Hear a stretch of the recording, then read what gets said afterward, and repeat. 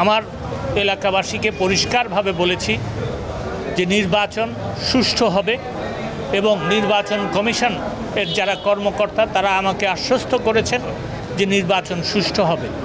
আমার জনগণকে আমি বলেছি তাদের পছন্দ মতো ভোট দিতে। মুরাদ হোসেন কি দলীয় নাকি তার সমর্থিত চেয়ারম্যান প্রার্থী এ নিয়ে চলা আলোচনার মধ্যেই হাঁটি ভাঙলেন আইনমন্ত্রী আনিসুল হক। স্পষ্ট করলেন উপজেলা ভোটের সমর্থন নিয়ে তার অবস্থান।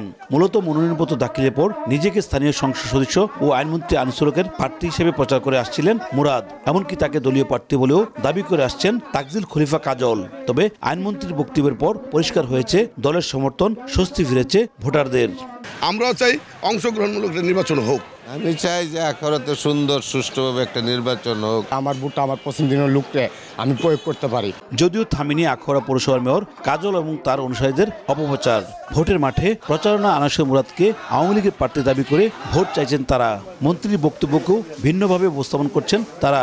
অবশ্য আইনমন্ত্রীর প্রতি সাধারণ মানুষের আস্থা থাকায় মেয়র ও মুরাদের সমর্থকদের অপপ্রচার কাজে লাগবে না বলে আশা প্রকাশ করেন ঘোড়া প্রতীকের চেয়ারম্যান প্রার্থী মনির হোসেন। নগদে 500 টাকা বা তার বেশি পেমেন্টে পেতে পারেন ঢাকায় জমিসহ 20 কোটি টাকার পুরস্কার। সম্মানিত মেয়র সাহেব, ওনাদের যে কথাবার্তা বা যে ধরনের পরিকল্পনা ছিল, মানুষকে যে ধরনের ভুল বুঝাইতো, সেই ব্যাপারে মানুষের চোখ খুলে গেছে মাননীয় মন্ত্রী মহোদয়ের কথার উপরে। ভোটের দিন যেন ভোটটা সুষ্ঠুভাবে দিতে পারে এবং তার রেজাল্টটা যেন সুন্দরভাবে উপস্থাপন হয়। এদিকে শুধু চেয়ারম্যান প্রার্থীর পক্ষেই প্রভাব খাটানো ভোটারদের হুমকি ও অপপ্রচার করেই থামছেন না মেয়র কাজল। ভাইস চেয়ারম্যান পদেও নিজের প্রভাব দেখাতে মরিয়া তিনি। তার প্রশ্রয়ী ভোট ছাপিয়ে নেওয়ার হুমকি দিচ্ছেন ভাইস চেয়ারম্যান প্রার্থী শাহাবুদ্দিন বেগ শাপলু। উপজেলা ছাত্রলীগের সভাপতির এমন বক্তব্যে সুষ্ঠু ভোট নিয়ে শঙ্কা জানিয়ে সংবাদ সম্মেলন করলেন অপর ভাইস চেয়ারম্যান প্রার্থী জুয়েল রানা। প্রতিপক্ষ প্রার্থী হচ্ছেন শাহাবুদ্দিন বেগ শাপলু, বাংলাদেশ ছাত্রলীগ আখাউড়া উপজেলা শাখার সভাপতি।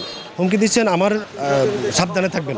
আখাউড়া উপজেলায় চেয়ারম্যান পদে 3 জন, ভাইস চেয়ারম্যান পদে 4 জন ও নারী ভাইস চেয়ারম্যান পদে 3 জন প্রার্থী প্রতিনিধিত্ব করছেন।